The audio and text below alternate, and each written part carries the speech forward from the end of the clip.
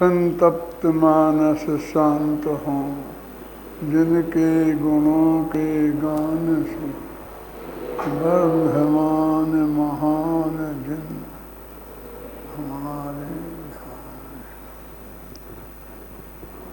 भरत का अंतर्द्वंद की बात चल रही है। भरत चक्रवर्ती दिग्विजय यात्रा पर निकले हैं, पर उनकी दिग्विजय जैसी कल्पना हम करते हैं वैसी दिग्विजय नहीं है। उन्हें किसी को नहीं जीतना है, किसी की भूमि नहीं जीतनी है, उन्हें सबके दिल जीतने हैं। उन्हें सबको अपने पक्ष में करना है, मत में के पक्ष में करना है और सारे देश के कल्याण के लिए ये काम उन्हें करना है। पर उसमें क्या होता है कि जब वो समझाते हैं और सब समझ जाते हैं तो सब लोग बड़ी प्रसन्नता से उनका आदर सत्कार करते हैं, उनके गले में मालाएं डालते हैं, हार डालते हैं। और उस ज़माने में ऐसा खास रिवाज था कि जब कोई सम्राट एक दूसरे को जीतता था तो वो उसको अपना समर्पण तो करता ही था, लेकिन अपनी बहन बेटी की शादी भी उसके साथ करता था। इनकी अनोखी बात नहीं थी, ऐसा रिवाज था। वो इस बात का प्रतीक था कि उसने हार स्वीकार कर ली है, अब उससे कोई धोखाधड़ी नहीं हो सकती, इसलिए तो उसे जेल वेल में नहीं डाला जाता था। फिर उसी को सारा राज्य सौंप कर, सारी व्यवस्था सौंप कर और वो चले जाते थे। यहाँ तक कि जिससे शादियाँ की हैं उनको भी वहीं छोड़ जाते थे। अपने साथ तो वे आगे युद्ध के मैदान में जा रहे हैं, कहाँ लिए फिरेंगे कि मैं लौट के आऊँगा तो फिर ले जाऊँगा घर, ऐसी परंपरा थी। वही परंपरा यहाँ चल रही थी। कोई बड़ी बात नहीं थी कि वो जब वो ये महसूस कर लेते थे तो वे अपनी बहन बेटियों की शादी भी करते थे। ये अभी तो आर्य खंड में ही जा रहा है ना, वो जब मिलेच्छ खंड में जाएंगे तो एक समस्या और खड़ी होगी कि उनके साथ अभी तक बेटी रोटी का व्यवहार नहीं था। बेटी रोटी का व्यवहार समझते हैं? उनके यहाँ खाना, उन्हें खाने पे बुलाना और उनके यहाँ अपनी लड़की की शादी करना, उनकी लड़कियों की शादी अपने यहाँ स्वीकार करना, इसे बोलते हैं रोटी बेटी का व्यवहार। तो वो ये प्रश्न उठाएंगे वहाँ पर, चाहे चर्चा आएगी, निकालो चर्चा आएगी कि आप हमसे प्रस्ताव कर रहे हैं प्रेम का, एकता का, सबका, लेकिन आप तो हमारे यहाँ खाना तक नहीं खाते हैं, आप तो हमारे यहाँ हमारी बेटियाँ लेते नहीं हैं, हमारा आपका क्या संबंध हो सकता है? हम अलग जाति के, तुम अलग जाति के। तो जैसे आज के नेता जाते हैं ना और गरीब किसान की झोंपड़ी में चले जाते हैं, उनकी खटिया पर बैठ जाते हैं, उनके साथ खाना खाते हैं, ये सब देखते हैं ना। ये प्रक्रिया पहले भी थी। इस बात को प्रश्न सब लोग उठाते थे कि हमारे साथ तुम्हारे साथ खान पान का व्यवहार नहीं है, रोटी बेटी का व्यवहार नहीं है, तो हमारे संबंध कैसे निभ सकते हैं? निकला क्या नहीं निकला? चलो वहीं आ जाएगा, कल परसों आ जाएगा, नंबर जब आएगा, है ना। माने वहाँ पर वो जब ये प्रश्न उठाते हैं तो भरत स्वीकार कर लेते हैं उनके यहाँ खाना पीने के लिए भी। फिर वो बहन बेटियों की शादी हम करना चाहते हैं तो उसे भी स्वीकार कर लेते हैं। तो इस तरह से अपने संबंधों को और अधिक गहराई से जोड़ते हैं। इतना टाइम नहीं लगना चाहिए जब मैं ये बोलता हूँ। अब आगे चलो, अपना अगला अध्याय पढ़ रहे हैं ना, चौथा अध्याय पेज नंबर 52। शेष विजय यात्रा करें उसके पहले दिव्य जिनवर के दर्शन करें यही भावना भव्य। मध्य रात्रि में ही गए दर्शन को भरते भक्ति करने का रे था उल्लास विशेष। एक दिवस भरतेश्वर को ऋषभेश्वर के आराधन के शुभ भाव हुए तो मध्य रात्रि में दर्शन करने जा पहुँचे। अंतर में अति आनंद हुआ वे दर्शन कर कृत कृत्य हुए रे हुए प्रफुल्लित अंतर में स्तुति करने के भाव हुए। वृषभेश आपकी दिव्य ध्वनि संताप मिटाने वाली है भव भोगों में उलझे मन की उलझन सुलझाने वाली है। भव ज्वाला में जलते जन को ठंडक पहुँचाने वाली है। भव भव में भटके प्राणी को भव पार लगाने वाली है। वे जन है महाभाग्यशाली जो प्रतिदिन सुनने आते हैं। वे जन तो महाअभागे हैं जो प्रतिदिन ना सुन पाते हैं। मैं उन्हीं अभागों में से हूँ जिनको मिलता है लाभ नहीं। मैं प्रतिदिन आऊँ हे भगवान इतना मेरा सद्भाग्य नहीं। प्रतिदिन की छोड़ो बात प्रभु दिन में भी आना मुश्किल है इसलिए रात में आया हूँ दिन में आना ना संभव है। सब आप जानते हैं प्रभु वर क्या कहूँ आपसे हे भगवान। बस यही चाहता हूँ स्वामी कैसे छूटे भव का वंदन। मैं कैसे करूँ प्रार्थना सब कुछ से ही निश्चित है उसमें वह फेर फार करना जो इच्छित है ना संभव है। जो निश्चित है सो निश्चित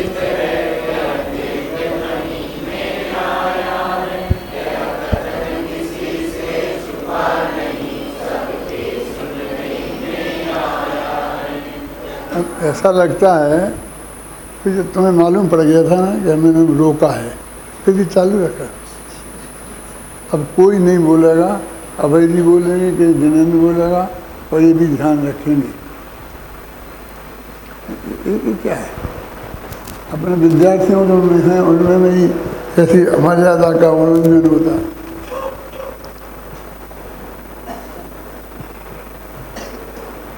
ऐसा नहीं लगता है कि ये बस स्तुति करते रहेंगे। स्तुति करते हैं जब तो 50-60 छंद से कम में नहीं बात खत्म होती है और पूरे 3 खंड की दिग्विजय यात्रा 4 से तेज नहीं खत्म हो गई। मतलब इन सब बातों पर ध्यान देने की ज़रूरत है कि क्या कसर रह गई, कहाँ होना चाहिए। आपको तो वो सलाह मेरी मसला उन पर ऐसा करना चाहिए। आप नहीं करते तो मैं खुद उस पर तरफ आपका ध्यान आकर्षित करता हूँ। यहाँ पर जो भी बात हमें कहनी है, जिसके लिए हमने काव्य लिखा है, उसे अधिकांश स्तुति के माध्यम से कहते हैं। क्यों कहते हैं? एक तो स्तुतियों में बहुत गड़बड़ी हुई है जगह जगह, और ये लोग कहते क्या कहें। अच्छे लोग ये कहते हैं क्या करें, भगवान से ये कहेंगे तुम कुछ देते नहीं हो, कुछ लेते नहीं हो, कुछ करते धरते तो हो नहीं, ऐसे बैठे हो। अरे नहीं करते हैं, बात सच्ची है। लेते देते भी नहीं है, ये बात भी सच्ची है। लेकिन कहना तो ऐसा ही पड़ता है। क्यों व्यवहार है ना, इसका नाम व्यवहार है। कौन सा व्यवहार है? तो ये स्तुति कैसी होती है एक ये बताना भी उद्देश्य है, और दूसरे हम नहीं मांगे तो क्या बोलें, फिर क्या कहें, हमको सूझता ही नहीं है क्या कहें। तो 200 छंद लिख दिए हैं, कुल 500 छंद का ग्रंथ है, और 200 छंद स्तुतियों में लिख दिए, और सारी कथा जो कहनी है वो स्तुतियों के माध्यम से कह दी।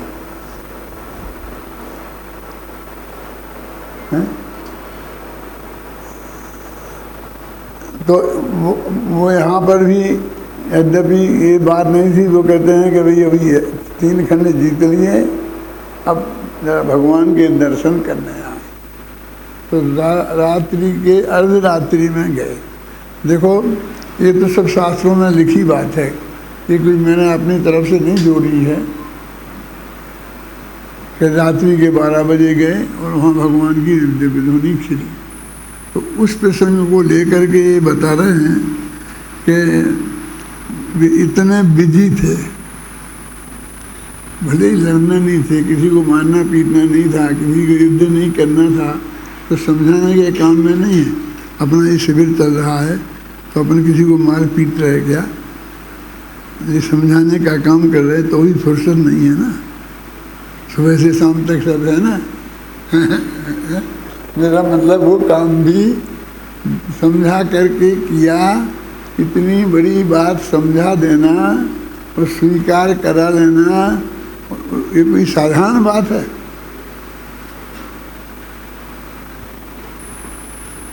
लेकिन इसमें भरत की ही विशेषता नहीं है, साधन ऐसे हैं, कारण ऐसे हैं। मैंने अपने कई भाषणों में ये बात कही है कि इसमें क्या गजब हो गया कि एक बूंदी, एक ऐसा पहलवान जो हिंदुस्तान का बिजी है, और ये लूड़ा लंगड़ा आदमी आमने सामने आ जाए और वो हाथ जोड़ के स्वीकार कर ले वह कि महाराज ठीक है, नहीं तो आप आधा लड़ना नशा बाहर गया।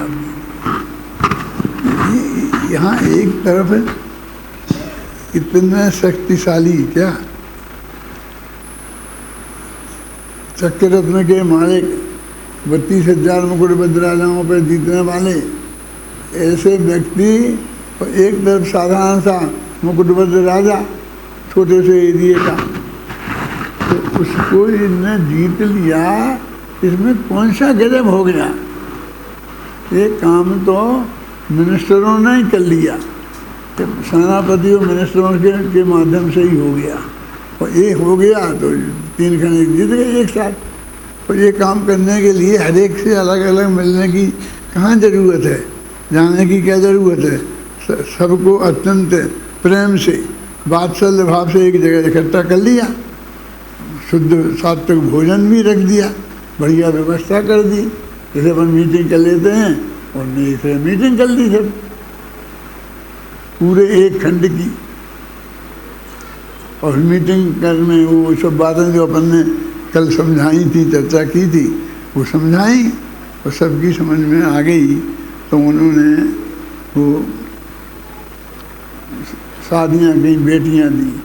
अब अपन को ये बात समझाने का विकल्प था कि जगह जगह शादियाँ, बेटियाँ, जैसे भोगों के पीछे पड़े हैं, भोग जोड़ रहे हैं, और जैसे कि लड़कियाँ इकट्ठी करके तो क्या करना था उनको। तो इसलिए उनकी क्या भावना थी, वास्तव में उनकी क्या है, चक्रवर्ती की वो भावना व्यक्त की है कि वो तो राजनीतिक शादियाँ हैं, वो कोई भोग की वाली शादियाँ नहीं हैं। आप जानते हैं मलेच्छ खंड की 32,000 जो लड़कियाँ होती हैं, उनसे तो बाल बच्चे ही नहीं होते, संतानें नहीं होती हैं।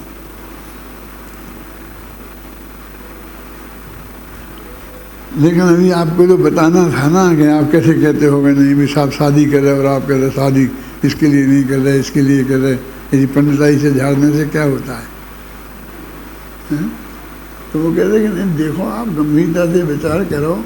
तो वो समझाते हैं कि ये अच्छा नहीं लगता है। ठीक है, अपन ने स्वीकार कर लिया अपने संगठन को, अपन ने अपील करी, तो उन्हें अपना स्वागत कर दिया, एक माला पहना दी। अभी मालाएं, फिर खूब स्वागत, फिर रत्नों की थालियाँ भेंट करना, और फिर लड़कियों की भेंट करना। अब जिसके इतने लड़कियाँ पहले ही हों, तो उम्र क्या थी? बुढ़े थे कि जवान थे वो, कि बच्चे थे? 84 वर्ष में 63 वर्ष के हो गए थे। और बच्चे तो पहले हो गए थे ना, महारीज जैसे, जो ऋषभदेव के साथ दीक्षित हो गए थे। तो उसका कारण बताया कि एक क्यों है, और ये मिनिस्टर लोगों का प्लानिंग है इस तरीके से कि एक ही सुरक्षा का सबसे 1 लाख क्या बोलते कमांडो रख लो तो कुछ नहीं है, और बस उसके जमाई बन गए। अब वो जमाई को कोई मारना चाहता है? इसी कीमत पर वो कभी मारेगा नहीं, अपन सुरक्षित हो गए। और वो भी सुरक्षित हो गया, क्योंकि वो चक्रवर्ती का ससुर बन गया, चक्रवर्ती का साला बन गया, फिर उसे किसका डर है? दोनों तरफ से सुरक्षा हो गई, दोनों तरफ से सहयोग हो गया। इस दृष्टि के वो बात अपन ने बीच में कही थी। अब वो यहाँ फिर वही हम बात शुरू की है। कहाँ तक आए थे अंतिम जो मैंने रोका था?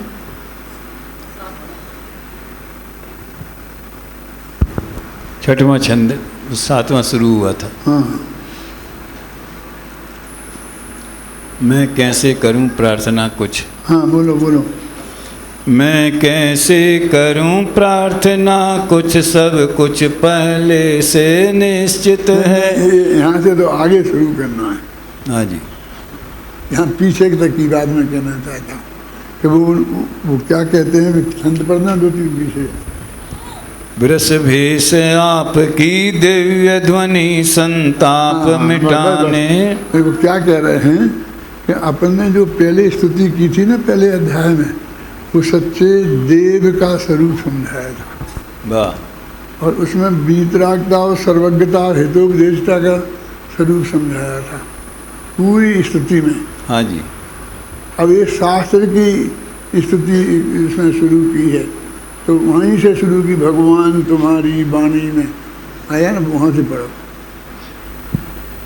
अब उस संदर्भ में पढ़ो, ध्यान से सुनो। कौन कि देव क्या स्वरूप वहाँ बता दिया, अब यहाँ शास्त्र का स्वरूप बता रहे। हाँ पढ़ो। वृषभेश आपकी दिव्य ध्वनि संताप मिटाने वाली है। भव भोगों में उलझे मन की उलझन सुलझाने वाली है। भव ज्वाला में जलते जन को ठंडक पहुँचाने वाली है। भव भव में भटके प्राणी को भव पार लगाने वाली है। वे जन है महाभाग्यशाली जो प्रतिदिन सुनने आते हैं। कोई भी जो वाणी सुनने आते हैं। वाह। तो वाणी की बात चल रही है। हाँ जी, हाँ जी। मैं यहाँ भी इसका ध्यान दिलाना चाहता हूँ, इसलिए क्या अपन ने पढ़ लिया था, फिर अपना ध्यान नहीं किया उस पर। अब मैं ध्यान दे, अब एक शब्द पे जाएगा कि वो कह रहे हैं कि सुनने आते विभाग्यशाली लोग हैं, क्योंकि जो भगवान क्योंकि वो आ नहीं पाते हैं, तो वो अपनी कह रहे हैं कि मैं नहीं आ पाता हूँ। फिर ऐसा अभागा हूँ कि रोजिना नहीं आ पाता हूँ। अपन कहने 60,000 वर्ष तक भगवान की देवी ध्वनि खुलती रही, और फिर जब आ जाता हूँ कि तो भाग क्या बात करते हो। अपन ऐसा कहते हैं कि आप तो आ गए ना, युद्ध के बीच में भी आ गए ना। कि क्या आ गए, दिन को नहीं आ पाए, रात के 12 बजे आए। रात के 12 बजे आना प्रवीण सौभाग्य है कि दुर्भाग्य? दिन को फुर्सत नहीं मिली, तब तो रात को आए। अम्मा जी कहती हैं कि भगवान की दिव्यनी तुम्हारे लिए बेटा रात को खिली, ये बिना भाग्य के नहीं खिलती है। ये गजब हो गया, तुम दिन भर सुनते हो खूब 6-6 घंटा तो कुछ नहीं, और 2 मिनट मेरे लिए रात को खिल गई तो मैं भाग्यवान हो गया। तुम इतना से ही जलते हो, पढ़ो, जरूर पंक्तियाँ शांति से पढ़ो। अब आप उस पर विचार करना, आपको आनंद आएगा। हाँ, वे जन हैं महाभाग्यशाली जो प्रतिदिन सुनने आते हैं। वे जन तो महा अभागे हैं जो प्रतिदिन ना सुन पाते हैं। मैं उन्हीं अभागों में से हूँ जिनको मिलता है लाभ नहीं। मैं प्रतिदिन आऊँ हे भगवान, इतना मेरा सद्भाग्य नहीं। प्रतिदिन की छोड़ो बात प्रभु, दिन में भी आना मुश्किल है। इसलिए रात में आया हूँ, दिन में आना नहीं संभव है। सब आप जानते हैं प्रभुवर, क्या कहूँ आपसे हे भगवान। बस यही चाहता हूँ स्वामिन, कैसे छूटे भव का वंदन। मैं कैसे करूं प्रार्थना, सब कुछ पहले से ही। मैं कैसे करूं प्रार्थना, कुछ सब कुछ पहले से निश्चित है। उसमें वह फिर पार करना जो। फिर देखो वो मार्मिक बात आ गई, वो अपन से छूटती नहीं। कभी भगवान के पास आए हो तो आज मांग लो, आज मांग लो। भगवान की दिव्य प्रेम का मौका बहुत कम मिलता है, और रात में आए हो, अकेले में आए हो, तो मांग लो जो कुछ मांगना हो। हमारे भाइयों ने शिकायत करी थी ना कि भरत हमसे राज वापस मांगता है, आप दे के आए थे। मेरे से भी कुछ कहना हो आपको तो आप भरवाओ। तो वो कहते कि क्या करें, आपने पहले ही समझा दिया है कि सब कुछ नक्की है, और उसमें कुछ बदला बदली नहीं हो सकती है। मांगने से कुछ कोई किसी को दे नहीं सकता है, ले नहीं सकता है। अब मांगने की गुंजाइश कहाँ रही। ये भरत आदिनाथ को नहीं समझा रहे, मैं तुम्हें समझा रहा हूँ। वाह। अब पढ़ो ध्यान से सुनना। मैं कैसे करूं प्रार्थना, कुछ सब कुछ पहले से निश्चित है। उसमें वह फिर फार करना जो इच्छित है ना संभव है। जो निश्चित है सो निश्चित है, यह दिव्य ध्वनि में आया है। यह कथन किसी से छुपा नहीं, सबके सुनने में आया है। यह बात आपने बतलाई, हम सभी जानते हैं। यह सब कुछ भी कहने की बात नहीं है, आप जानते हैं सब कुछ। इतना कह के कुछ शांत हुए भरते स्वर चिंतन मुद्रा में। वे चले गए अंतर्मुख अपने अंतर में। अर्धरात्रि में अरे अचानक दिव्य ध्वनि की गूंज हुई। दिव्य ध्वनि सुनने को मिलकर सारी जनता उमड़ पड़ी। सभी सोचने लगे अचानक बहुत गुंजाइश थी। हाँ जी, बहुत गुंजाइश थी लिखने की। दिव्य ध्वनि खिली, नगाड़े बजे, जोर का हुआ, हल्ला हुआ, गांव में एक दूसरे को जगाया। भैया देखो आवाज़ आ रही है भगवान की देवी, चलो कुछ नहीं, बस भीड़ इकट्ठी हो गई। क्योंकि हमको उसमें समय खराब नहीं करना है। वाह। हमें तो कोई मतलब की बात कहनी है क्या, बिना हल्ला गुल्ला किए भीड़ इकट्ठी हो गई। दिव्य ध्वनि खिली, उसकी वो जो घोषणा होती है तो उनसी वो बजती है, और उससे सब जुड़ गई बात के लिए। बोलो पढ़ो। अर्धरात्रि में अरे अचानक दिव्य ध्वनि की गूंज हुई। दिव्य ध्वनि सुनने को मिलकर सारी जनता उमड़ पड़ी। सभी सोचने लगे अचानक मध्य रात्रि में दिव्य ध्वनि कैसे खिरी बताओ तुम भी, सभी ओर से एक ध्वनि। तब कहा किसी ने भरतेश्वर दर्शन के लिए पधारे हैं, उनके निमित्त से असमय में भी दिव्य ध्वनि का लाभ मिला। असमय में आए भरत राज, असमय में दिव्य ध्वनि गूंजी। रे भरत राज है महा, मध्य रात्रि में दिव्य ध्वनि गूंजी भरतेश्वर के कारण।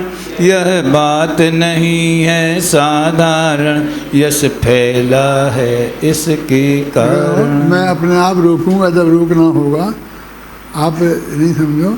मैं तो सैकड़ों दफ़े पढ़ी है और अभी अभी पढ़ के आया हूँ। यहाँ पर गाड़ी में से उतरा हूँ तब भी मैं सुन रहा था। ये सुबह से भी पढ़ रहा था मैं, नहाते नहाते भी सुनी है, कपड़ा पहनते पहनते भी सुनी है, ये टोपी लगाते लगाते भी सुनी है। इसका भी एक काव्य लिखा जाना चाहिए। मतलब एक यहाँ में तो लिखी ही है, मुझे क्या पढ़ने की ज़रूरत है। हमारा ऐसा थिंकिंग है ना, ऐसा। मैं तो सच बोलता हूँ, मैंने अपने लिए लिखी है, वाह। तुम लोगों के लिए लिखी नहीं है। वाह वाह दादा, ये आपका नियम सार है, हैं? आपका नियम सार है ये। हाँ, अपनी भावना के लिए हाँ, लिखा है। बिल्कुल बिल्कुल। अब पढ़ो ध्यान से, सुनो, अब देखो। मध्य रात्रि में दिव्य ध्वनि गूंजी भरतेश्वर के कारण। यह बात नहीं है साधारण, यश फैला है इसके कारण। माँ यशस्वती नंदा देवी अति ही प्रसन्नता से बोली। पूरे महाकाव्य में कहीं कोई नारी नहीं है। वाह। 96,000 पत्नियां थीं, लेकिन उनकी 96,000 पत्नियां थी, ये भी नहीं लिखी। एक का नाम लिखना, ये थी, वो ये थी, ये थी, समझे ना। वो कोई कुछ नहीं है, बस बीच में एक ये माँ आ गई। नारी नाम की कोई चीज़ है तो ये माँ है, जो ये कह रही है कि बेटा तू बहुत भाग्यशाली है, बेटा तू बहुत भाग्यशाली है। एक तेरे लिए रात्रि में 12 बजे दिव्य ध्वनि की। और जनता तो कह ही रही थी, तो वे तो उपेक्षा कर रहे थे, किसी पे ध्यान ही नहीं दे रहे थे। लेकिन जब माँ ने कहा तो उनको लगा कि क्या कह रही कि बेटा तू महाभाग्यशाली है, तेरे लिए रात्रि में दिव्य ध्वनि खिली। रात्रि रिसर्च हो रही, क्यों खिली? तो यही कि भरत के कारण, क्यों आए तो भरत ही हैं, और वो बात भी है, भरत के कारण खिली भी थी। तो अब वो भरत का माँ का बेटे का थोड़ा संवाद चलेगा। उसमें जिनवाणी के स्वाध्याय की महिमा, जिनवाणी सुनने की महिमा आएगी, जिनवाणी की सुनने की महिमा बतानी थी, इसलिए ये लिखा। वो चल रहा, अभी अपन को देव की गुरु की बताई थी, अभी शास्त्र की बात कर रहे हैं। तो शास्त्र सुनने का क्या लाभ है, दिव्य ध्वनि सुनने का क्या लाभ है, वो सब बता रहे हैं। क्या वो कैसे महाभाग्य है, पढ़ो आप। माँ यशस्वती नंदा देवी अति ही प्रसन्नता से बोली। यह भरत राज मेरा बेटा जग में है महाभाग्यशाली। भरतेश्वर बोले माता से, हे माँ मैं नहीं भाग्यशाली। चाहे जो कुछ भी कहो, किंतु मत कहना मुझे भाग्यशाली। भाग्यशाली वे हैं जो प्रतिदिन दिव्य ध्वनि सुनते हैं वृषभ शयन तेरे बेटे, प्रभु जी के गणधर बने हुए। उनके समक्ष मैं क्या हूँ माँ, वे ऋषभेश्वर के साथी हैं। वे तो हैं महासंत मुनिवर, निज आत्म के अभ्यासी हैं। आरंभ हुई है जिस दिन से श्री ऋषभेश्वर की दिव्य ध्वनि, वे उस दिन से प्रतिदिन सुनते, ना छोड़ी उनने एक घड़ी। किंतु अभागा बेटा वह तो कभी नहीं जा पाता है, मैं तो समय नहीं मिलता इसलिए रात में आता है। मेरे कारण यदि असमय में भी दिव्य देशना प्राप्त हुई, कैसे हो गया भाग्यशाली तुम ही बोलो मेरी माई। इस शिविर में जो लोग आ गए हैं वे भाग्यशाली हैं कि जो नहीं आए हैं, दुकान पे बैठे हैं और बहुत अच्छी कमाई हो रही है, सीजन चल रहा है ना। क्यों, कौन है भाग्यशाली? क्या कहता है भरत का अंतर्द्वंद क्या कहता है कि कौन है भाग्यशाली? हैं? भरत खुद को पेश करके, अपने ही भाइयों को पेश करके, अपना सग्गा छोटा भाई है कौन, ऋषभसेन, उसकी प्रशंसा कर रहे हैं। वाह, क्योंकि उसे भगवान की दिव्य ध्वनि सुनने को मिल रही है नहीं, वो सुन रहा है। मिल किसको नहीं है, किसको रोका, किसने रोका है? तू आगे सुनो ना, रोज का पढ़ो।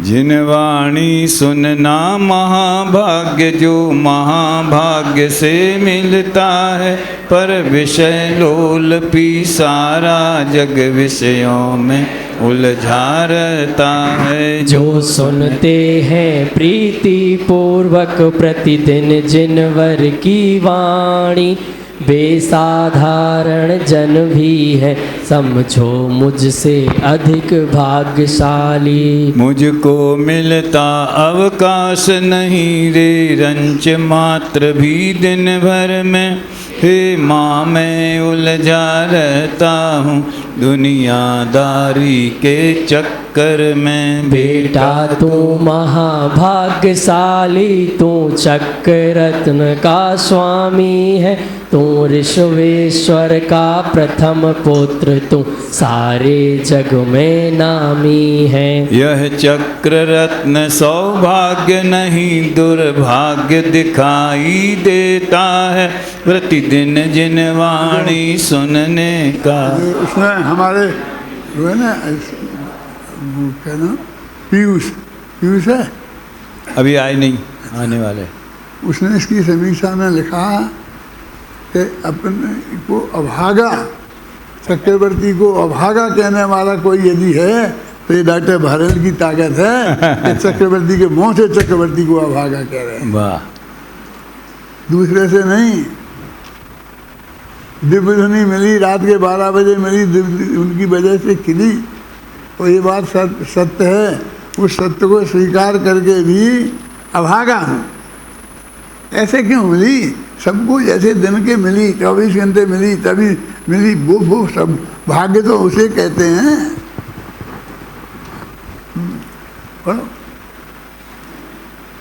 भरतेश्वर बोले जिन वाणी सुनना महाभाग्य, जो महाभाग्य से मिलता है, पर विषय लोलपी सारा जग विषयों में उलझा रहता है। जो सुनते हैं प्रीति पूर्वक रे प्रतिदिन वर अणी, बेसाधारण जन भी है समझो मुझसे अधिक भाग्यशाली। मुझको मिलता अवकाश नहीं रे रंच मात्र भी दिन भर में, हे माँ मैं उलझा रहता हूँ दुनियादारी के चक्कर में। बेटा तू महाभाग्यशाली, तू चक्र रत्न का स्वामी है, तू ऋषभेश्वर ईश्वर का प्रथम पुत्र तू सारे जग में नामी है। यह चक्र रत्न सौभाग्य नहीं दुर्भाग्य दिखाई देता है, प्रतिदिन जिन वाणी सुनने का सौभाग्य न मिलने देता है। जिस दिन जिन वाणी शुरू हुई उस दिन छाती पर आ बैठा, किस दुविधा में मैं उलझ गया, मेरी कुछ समझ नहीं आता।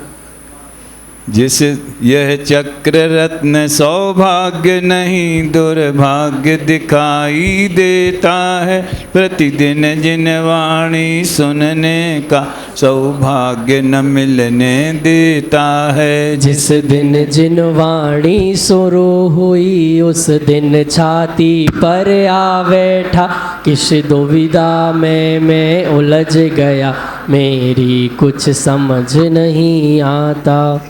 प्रतिदिन दिन में प्रत्येक बार हो 2 घंटे 24 मिनट, प्रतिदिन दिन में नित 3 बार कीर्ति है जिनवर की वाणी। इस तरह रोज ही कीर्ति है कुल 12 मिनट 7 घंटे, सब काम छोड़ दुनिया सुनती ना गिनती है संडे मंडे। दिग्विजय यात्रा करने को मैं चला हजारों वर्षों तक, सदा भटकता रहा निरंतर खंड खंड 6 खंडों में। सारा जग सुने दिव्य ध्वनि को रहूं भटकता दुनिया में, कैसे मैं महाभाग्यशाली जो रहा भटकता दुनिया में। मत कहना मुझे भाग्यशाली, मुझको गाली सी लगती है, बस लड़ो लड़ो लड़ते ही रहो, यह बात न अच्छी लगती है। दुनिया से लड़ो लड़ते ही रहो, अरे लड़ो लड़ो की बात करो, बोलो बोलो बोलो माई, क्या भाग्य इसी को कहते हैं। क्या भाग्य इसी को कहते हैं, सद्भाग्य इसी को कहते हैं, यह भरत अभागा ही अच्छा, इसको ऐसा ही रहने दो मत करो। प्रशंसा मेरी अब मुझको कांटों सी चुभती है, मीठी मीठी झूठी संसा अब मुझको बहुत अखरती है। इस मानव भव में चक्रवर्ती हो सर्वाधिक वैभवशाली, आखिर में यह सारा वैभव बस एक परिग्रह ही तो है। और 5वां पाप परिग्रह सारी दुनिया जाने है, भले प्राप्त हो पुण्योदय से आखिर में तो पाप ही है। अरे पाप का पिंड परिग्रह संकट ही तो लाएगा, अधिक कहें क्या विध विध की विपदाओं में उलझाएगा। और भाई को भाई से ही लड़ने को उकसाएगा, सोचो यह कितना अच्छा है अंश नहीं अच्छाई का। इस है ना? कितना बढ़िया चित्रण है। मैं ही रीझता हूँ इस पर, बार बार पढ़ता हूँ। आखिर तो ये परिग्रह है ना, जो चक्रवर्तित्व तो मिला है, ये चक्रवर्तित्व तो क्या है, ये विभूति है, ये परिग्रह नहीं है। और इसमें लिखा गया कि तुम्हें पता नहीं है, यदि तुम इस परिग्रह में ही मरे तो नरक जाओगे। तो ये परिग्रहों में 5वां पाप है, सबसे बड़ा पाप है। आप समझे ना, निरंतर सारी दुनिया कहती है किसी से सिद्ध करने की जरूरत नहीं है। फिर पढ़ो वहाँ से। अरे पाप का पिंड परिग्रह, इसके ऊपर बात, इस मानव भव में चक्रवर्ती हो सर्वाधिक वैभवशाली, आखिर में यह सारा वैभव बस एक परिग्रह ही तो है। और पांचवा पाप परिग्रह सारी दुनिया जाने है, भले प्राप्त हो पुण्योदय से आखिर में तो पाप ही है। अरे पाप का पिंड परिग्रह संकट ही तो लाएगा, अधिक कहें क्या विध विध की विपदाओं में उलझाएगा। और भाई को भाई से ही लड़ने को उकसाएगा, सोचो यह कितना अच्छा है अंश नहीं अच्छाई का। इसके रहते हम यदि मरे तो नरकों में ही जावेंगे, इसे त्याग कर साधु हुए तो स्वर्ग मोक्ष में जावेंगे। यह भाग्य की सीमा है, यह है सचमुच विष की प्याली, इसके कारण क्यों कहते तुम मुझको महाभाग्यशाली। ये कह रहा था पीयूष ने ये लिखा कि विष की प्याली, चक्रवर्ती के परिग्रह को विष की प्याली कहने की हिम्मत किसकी है? चक्रवर्ती के वैभव को ये विष की प्याली है। और वो खुद कहता है मुझे गाली सी लगती है कि मुझे चक्रवर्ती चक्रवर्ती कहते हो, परिग्रह वाला कहते हो, वो तो मुझे लगता है तुम मुझे गालियाँ दे रहे हो। तुम समझते हो कि हम प्रशंसा कर रहे हैं, अम्मा से कह रहे हैं, तुम समझ रहे कि मैं बेटा की पीठ ठोक रही हूँ, लेकिन मुझे तुम्हारी गाली सी लगती है।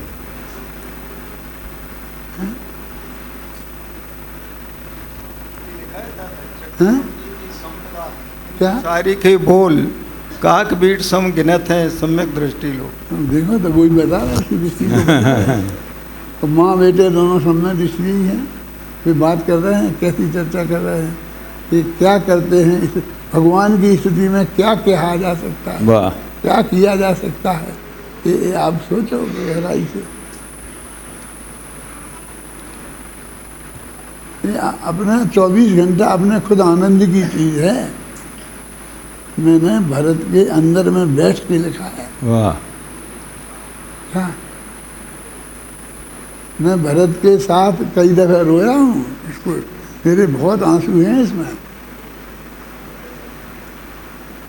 ये जो नाटक हो रहा है ना यहाँ, तो मैंने इससे कहा कि नाटक मैं पहले अकेला देखूँगा और मुझे पसंद आएगा तो तुम्हें दिखाने की अनुमति दूंगा, नहीं तो मैं नहीं दूंगा। तो बबलू और जो सर्वज्ञ बहुत घबराए कि उनने तो लाखों रुपया खर्च करके भी कलाकार बुलाए और ये सब किया, ये सब किया तैयारी, और ये कि दादा ऐसी जिद्दी हैं कि नहीं जचा तो नहीं जचा। तो इनने पूरी तैयारी करके और मुझे वो नाटक दिखाया। मैं बैठा था, मेरी पत्नी थी और 2-5 लोग थे, और वो बबलू बैठा था, ये सब बैठे थे। और वो नाटक इनने किया। नाटक को लोग कम, मुझे ज़्यादा देख रहे थे। मैं पूरा 1 सवा घंटा रोता रहा इस नाटक में, रोता रहा। समझ दी दादा क्यों रोते रहे? क्यों रोते रहे? देखो तुम देखना, तुम जाके देखना और वहाँ देखना फिर क्या क्यों रोते रहे हैं। भाव उसका नहीं, अर्थ ध्यान नहीं। वो क्या हुआ कि फिर वो उठ के गया निर्देशक, अच्छा, और सर्वज्ञ से बोला 10 मिनट पहले कि मैं तो जीत गया। क्या कहा दादा ने? कि कहा कुछ नहीं, मैं उन्हीं को देख रहा हूँ। उसने कहा मैं तो जीत गया, अब अपना नाटक अवश्य होगा। वाह, नेक कही बैनन अनेक कही नैननी सो रही सही जो कह दीनी हिचकीनी। हाँ, पढ़ो देखो, पढ़ो देखो। हाँ। मेरी पत्नी मेरे बगल में बैठी थी तो वो मेरे को ऐसे ही 65 वर्ष में कभी नहीं किया होगा।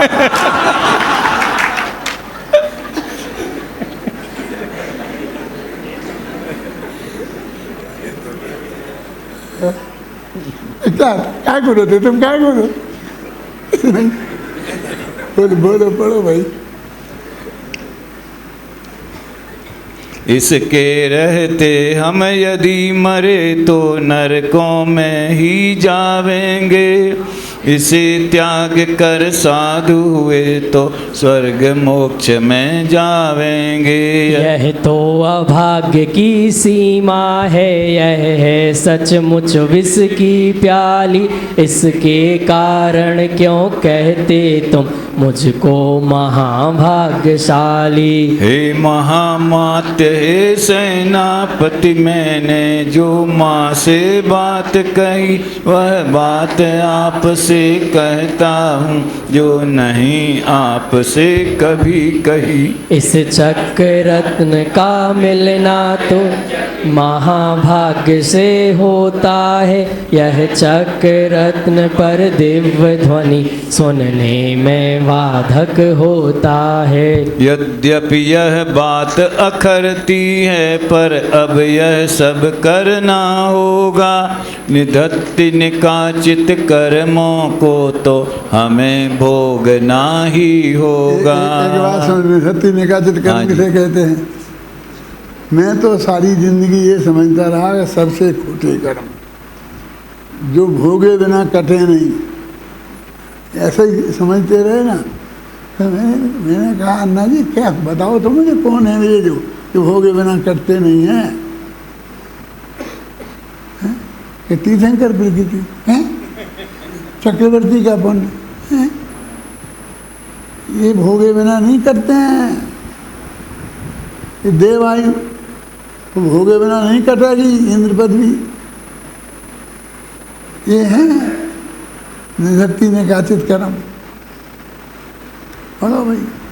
यद्यपि यह बात अखरती है, पर अब यह सब करना होगा, निधत्ति निकाचित कर्मों को तो हमें भोगना ही होगा।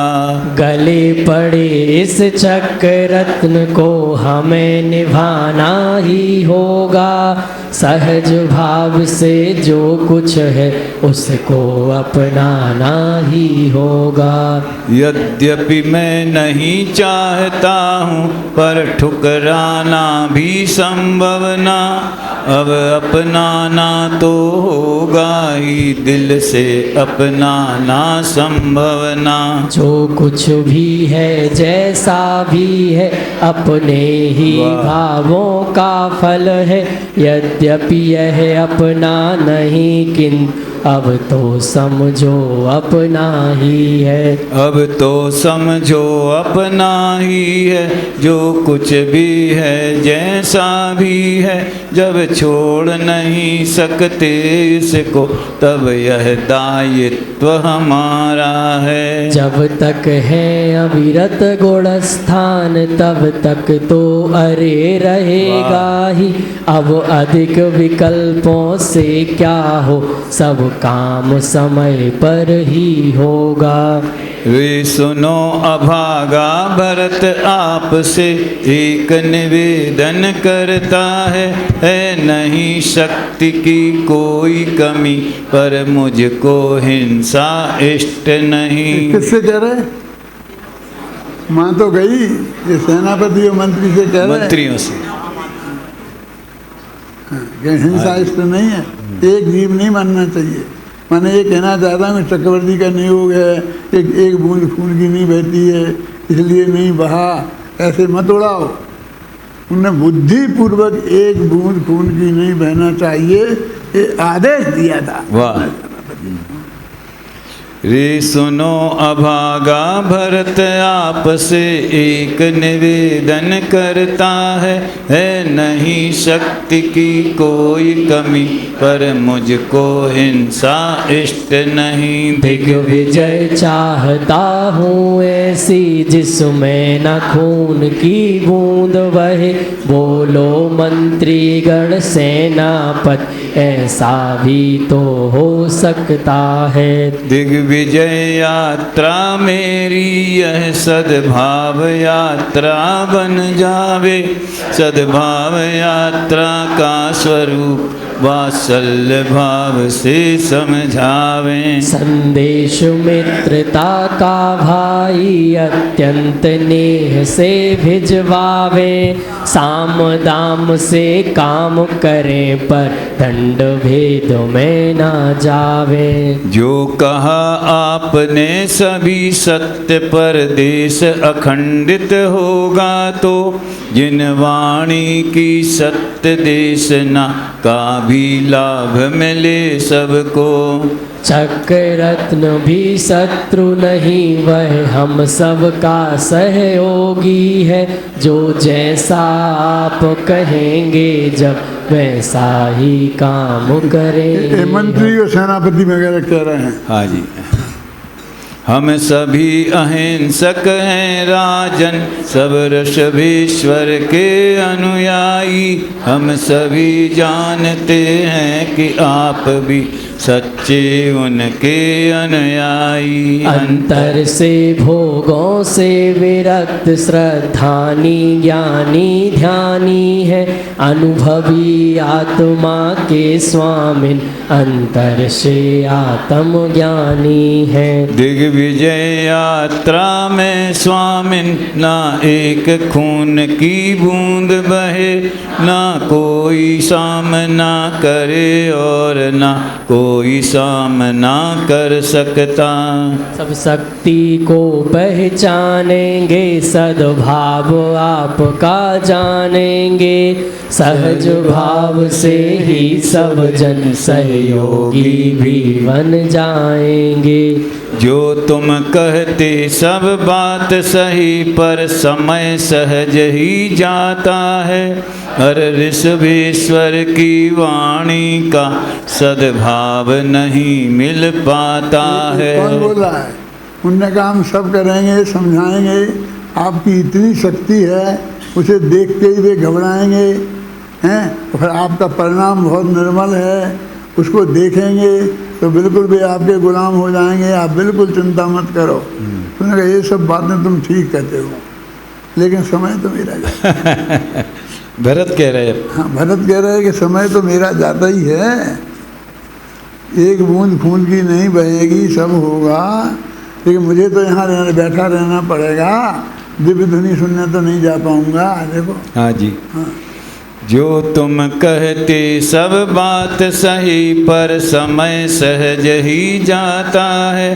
अर ऋषभ देव की वाणी का सदलाभ नहीं मिल पाता है। अरे अपने आत्म हित का भी कुछ काम नहीं हो पाता है, इसमें ही उलझे रहते हैं, सब समय व्यर्थ में जाता है।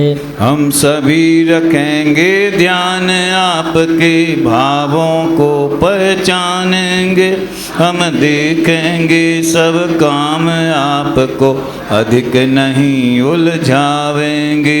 यदि मिल जावे हमें आपका थोड़ा बहुत मार्गदर्शन, उसके ही अनुसार हम सभी कामों को निपटा लेंगे। आधी तो हो गई विजय, अब आधी ही तो शेष रही, उसे अधूरी रहने देना किसी तरह भी योग्य नहीं। किसी तरह भी पूरा करना होगा इस विजयी क्रम को, और व्यवस्थित करना होगा जन जन के जीवन क्रम को।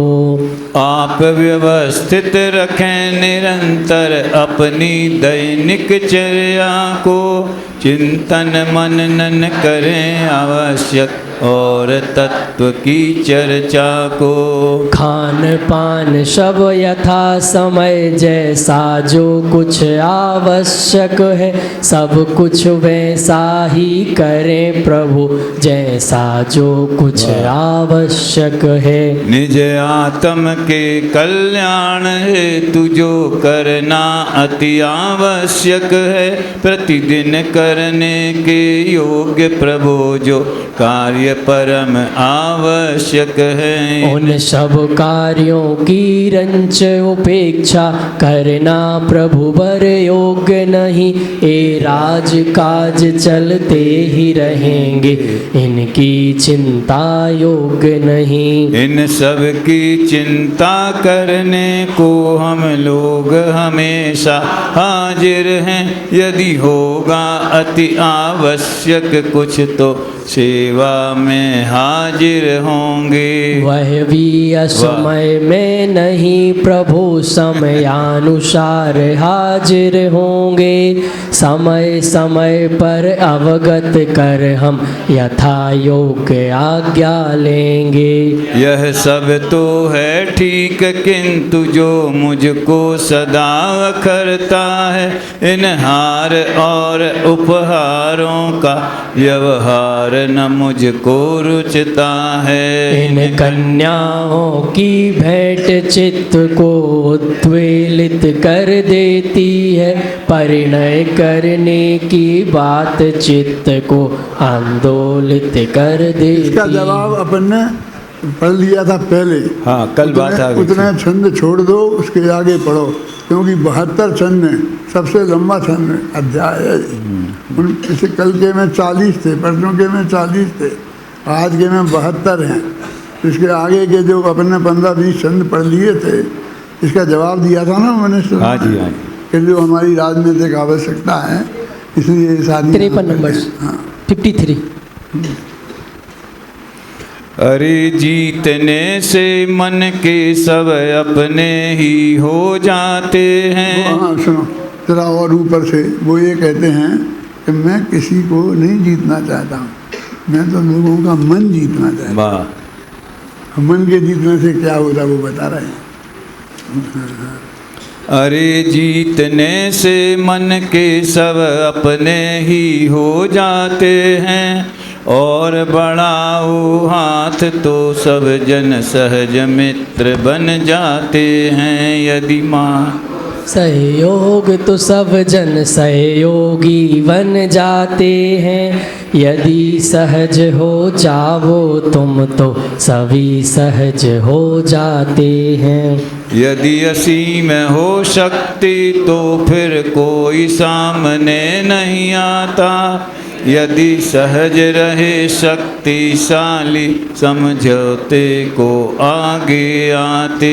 अपन रहें यदि सहज सरल तो बात सहज ही बन जाती है, अपन एकदम सहज सरल तो बात एकदम बन जाती। देश संगठित करने में हिंसा का कोई काम नहीं, वात्सल्य भाव से सभी काम हो जाते हैं सब सही सही। यदि भाव अपावन हो अपने दुनिया कैसे पावन होगी, यदि परम पावन है हम तो दुनिया भी पावन होगी। वृषभ से नर अनंत वीर ऋषभेश्वर की वाणी सुनकर उनके मार्ग पर चले चले गए, उनसे पावन दीक्षा लेकर। यदि न होता चक्र रत्न तो मैं भी तो जा सकता था, अधिक कहें क्या है भाई, मैं भी तो दीक्षा ले सकता था। यह चक्र रत्न सौभाग्य नहीं, मुझको अभाग्य सा लगता है, संयम लेने में बाधक यह तो अभाग्य सा फलता है। सब लोग परिग्रह छोड़ रहे, मैं उसे जोड़ता जाता हूँ, मैं अरे सुलझना चाह रहा पर और उलझता जाता हूँ। मैं रहा डोलता दुनिया में, वे तो अपने में चले गए, वे मेरे छोटे भाई थे पर आज बन गए बहुत बड़े। अब ना वे मेरे भाई हैं, अब तो गुरुदेव हमारे हैं, वे परम पूज्य हो गए और हम उनके ही अनुयायी हैं। जो घर में हैं वे सभी अनुज हमको प्राण, कुल के दीपक माँ जाए, वे हम सब के राज दुलारे हैं। श्री बाहुबली जो महाबली, वे तो युवराज हमारे हैं, ये सभी हमारे भाई बंधु। इन अखंड 6 खंडों का संपूर्ण प्रशासन अब हमको मिलजुल कर करना है भाई, शासन करना है हम सबको। इस तरह प्रशासन अनुशासन शासन करना है हम सबको, हम सब मिलकर सानंद रहें, यही करना है हम सबको।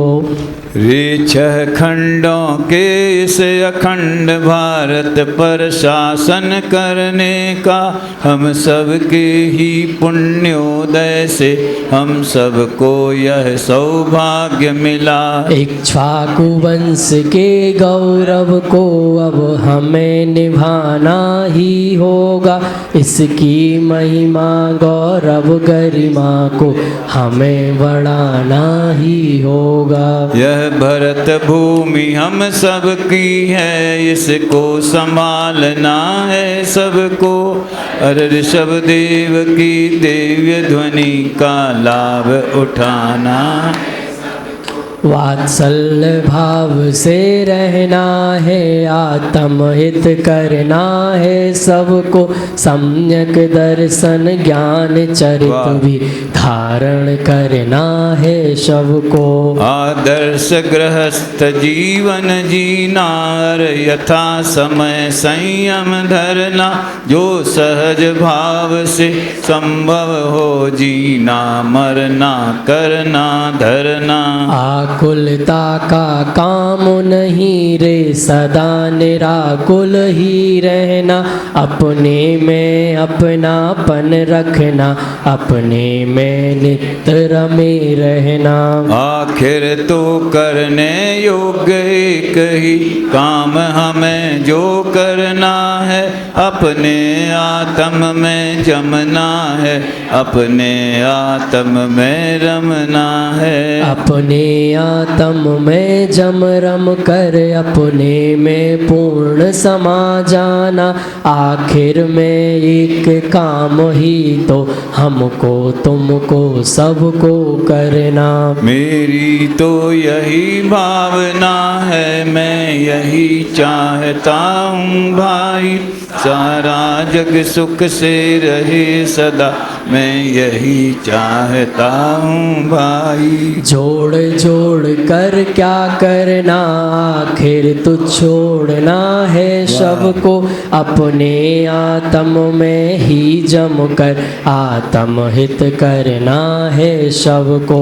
जब तक इस जग में रहना है, वात्सल्य भाव से रहना है, ना लड़ना है न झगड़ना है, मिलजुल कर सबको रहना है। जो कुछ भी है जितना भी है सब यहीं छोड़ कर जाना है, ना साथ में कुछ भी जाना है, सब यहीं पड़ा रह जाना है। साधर्मी वात्सल्य सभी में होना अति आवश्यक है, सहयोग परस्पर में सबका करना भी अति आवश्यक है। सुख दुख में साथ निभाना है, पूरा व्यवहार निभाना है, निश्चय से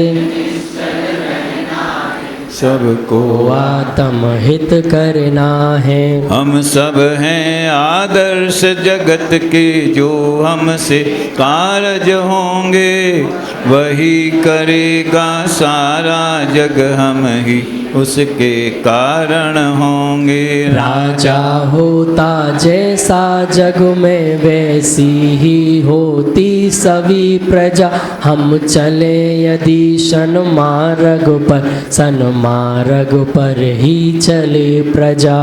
अतः सजग रहना होगा हमसे, कोई दुष्कर्म न हो हमसे, हो अच्छे काम सदा जिनका दुनिया अनुकरण करे। हम ऐसे हों आदर्श पुरुष जिनका जग,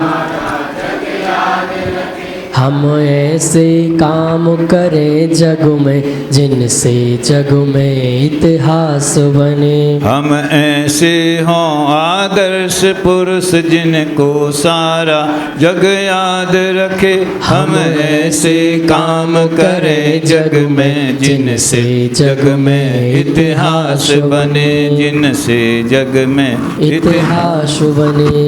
कही अरे भरतेश ने अपने मन की बात, समझाई अरे न्याय नीति की बात। इस प्रकार भरतेश ने सबको लेकर साथ, सबको आनंदित किया और बढ़ाया हाथ। शेष विजय यात्रा रे करना है आरंभ, सब तैयारी में जुटे अरे सभी सानंद। कितना बढ़िया आदर्श जीवन का उन्होंने चित्रण किया और उनने अपने जीवन के बारे में बताया और जगत के जीवों को भी ऐसे ही आदर्श शांति से रहना चाहिए, सरलता से वात्सल्य भाव से सारे काम हो जाते हैं, हिंसा की आवश्यकता नहीं है। अब वो कहते हैं 3 खंड तो जीत लिए, अब 3 बाकी रह गए, तो अगले अध्याय से अपन उन 3 खंडों को जीतने की प्रक्रिया में जाएंगे। ज़रा कठिन है क्योंकि वे सब विद्यार्थी के उस तरफ हैं, ये तो सब विद्यार्थी के इस तरफ ही थे और विद्यार्थी का पार करना बहुत कठिन है, तो उसकी चर्चा कल करेंगे। और कल 3 खंड को जीत कर अपन अयोध्या के दरवाजे पर आएंगे और परसों फिर वो अयोध्या के दरवाजे पर चक्र रत्न रुक जाएगा और भाइयों को बुलाने के लिए दूत भेजे जाएंगे बाहुबली के पास। 6वें अध्याय में वो होगा और 7वें में जिसे तुम लड़ाई कहते हो भरत बाहुबली की, वो होगी क्या होगी तो वो परसों ही मालूम पड़ेगी। इधर अपने यहाँ सुबह हो जाएगी और शाम को वहाँ देखने को मिलेगी। वाह! तो आप लोगों को बहुत अच्छी तरह समझ में आएगी। जो नए लोग आएंगे उनकी समझ में आए नहीं आए, क्योंकि आपको तो पहले छंद से लेकर वहाँ तक की पूर्व भूमिका पूरी ध्यान में आ जाएगी ना, इसलिए वो बहुत अच्छी तरह समझ में आएगी और आपको बहुत आनंद आएगा कि तुम्हें आप तो रोए थे, आंसू आए थे, तो हमें आनंद आएगा कि वे आनंद के आंसू थे। आपको भी आएंगे तो आनंद के आएंगे, आप चिंता नहीं करो, आनंद ही आएगा। आनंद और क्या है वो बोलो भाई, आनंद अनंतानंद अनंतानंद अनंतानंद अनंतानंद अनंतानंद अनंत भोगोगे काल अनंत। सहजानंदी सोद स्वरूपी